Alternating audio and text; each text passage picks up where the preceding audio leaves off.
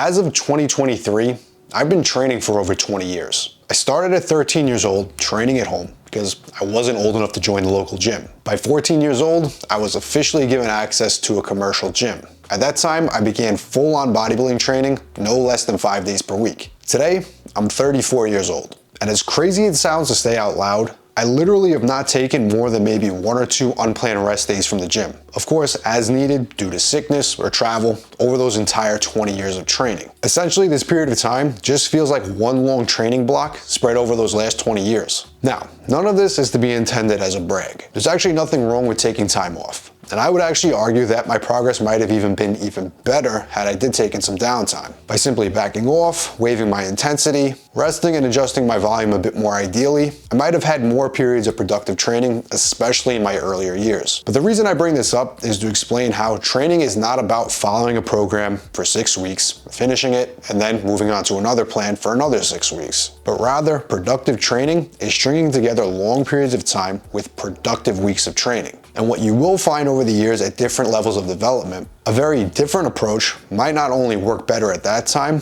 but it might also be a requirement if your goal is to continue progressing. So if you're at a stage right now where you're just not progressing as much as you'd currently like to, I'm going to explain my history and my timeline of training, and more importantly, explain why I've been forced to change the way I train. I'm also going to fill you in on where I currently am with my training and what you can possibly do if you find yourself in the same position. Since I'm currently 34 years old, I do find myself currently in one of those phases where I'm transitioning the way I train. I'm no longer a 15-year-old kid benching and squatting 3 times per week. And over the years, I've racked up a lot of miles and a lot of wear and tear to my body. So take notes and understand that if you're at any of these stages in training, it might be time to make some simple adjustments. Keep in mind that this doesn't have to be age-related, but it can simply be your development as a lifter. Let's start with ages 14 to 19 for me. Keep in mind, for me, that was years 1 through 5 of lifting. And this could also be applied to guys that just started working out themselves, even if done at an older age. Those first 5 years, I had 2 things going for me. 1, my body was young, and it could handle a ton of beating. I didn't have any injuries preventing me from lifting. And 2, I wasn't very strong yet. Most lifters in the first 5 years of training aren't putting up any record-breaking numbers in the gym. So at that time, the amount of stress that my body could actually handle was very high due to age. But no matter how hard I trained or how often I trained, I couldn't impose nearly the same amount of stress to my body then as I could today. For example, at 15 years old, I might be able to bench press 135 pounds to 8 reps to failure. Now at 34 years old, I can currently bench press 315 pounds for around 8 reps to failure. Same 8 rep max on the bench press, but that additional load used on the exercise will cause more wear and tear and more recovery demand in my body, just due to the weight increase. Not to mention, as a more skilled lifter today, I'm able to perform those 8 reps with much more efficiency and essentially cause much more damage in a good way in just one single set than I could back then. So this first 5 years of training, I like to refer to as base building. Not every guy takes advantage of this phase, but I think that's a huge mistake. What you really want to do here is forget anything fancy. Try not to do anything advanced or really think outside the box. This is the stage where you want to get as big and strong using basic key movements. Fastest way to get a bigger chest? Get that bench press from 135 pounds to 225 pounds. Fastest way to get a bigger back? Get those barbell rows from 100 pounds to 200 pounds. Now, how do you do that as fast as possible? Train those body parts and lifts as often as you can. Ideally, that's multiple times per week. You're not only developing your muscles faster by doing this, but you're also developing your skill as a lifter by training more frequently. You get the point. And this is what I did every week for the first 1 to 5 years of training. And this method of training, it served me very well. And I encourage this method of training to anyone who's younger or in the early stages of lifting. And even if you're a bit older than I was when I first started training, if your body can handle it, this is, in my opinion, one of the best ways to get you as close to your genetic ceiling as possible in the fastest time possible. Next is when it gets interesting. From ages 20 to 30, or years 6 through 16 of lifting. This 10-year period of time, for me personally, was all spent specializing, focusing on specific parts of the body that I wanted to bring up, altering my training volume to match my recovery, and altering my frequency to get the most out of my training. Now, this is where I see most guys entering the gym. And that's a huge mistake in my opinion. They want to skip that base building phase and go right into the advanced stage. This is where you see guys that are doing 52 sets of chest per week who are still benching 135 pounds. It just doesn't work. For me, this stage was all about cramming as much volume as possible into a single week of training. But the goal was to allocate that training volume to the body parts that needed it the most. If I was trying to bring up my back at any one point in time, you might see me training with 10 to 12 vertical pulling movements on Monday and another 10 to 12 horizontal pulling movements on Friday. In addition, I'd still train all other body parts roughly 2 times per week, even the ones that weren't a priority. But the key here was allocating that volume to the body parts that needed it the most. And personally, looking back,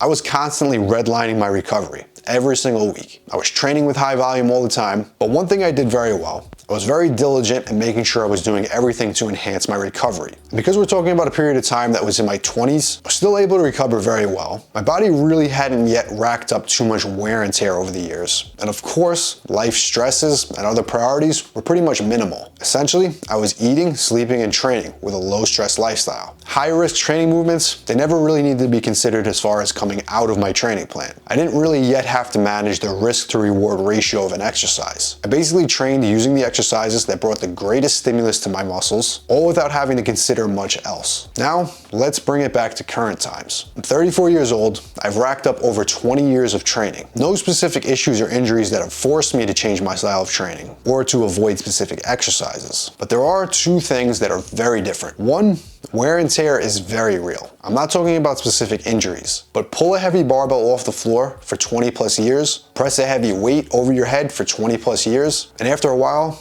it's not gonna quite feel the same. Now, I still keep these movements in my training, and I doubt I'll ever remove them, but it is important to note. And 2, simply put, with the strength that I've gained over the years and my skill development as a lifter, it's very easy to f myself up. Even just one intense set of a heavy barbell press, squat, or deadlift will require a lot more recovery time now. Now combine that with the fact that I'm older, I have more responsibility, and my lifestyle generally has a bit more stress. Now, recovery is paramount. But how does this translate into my training? And what things have I been forced to change as a result? Number 1, the first thing is the amount of volume I perform on big compound lifts. Unfortunately, it's forced to go down.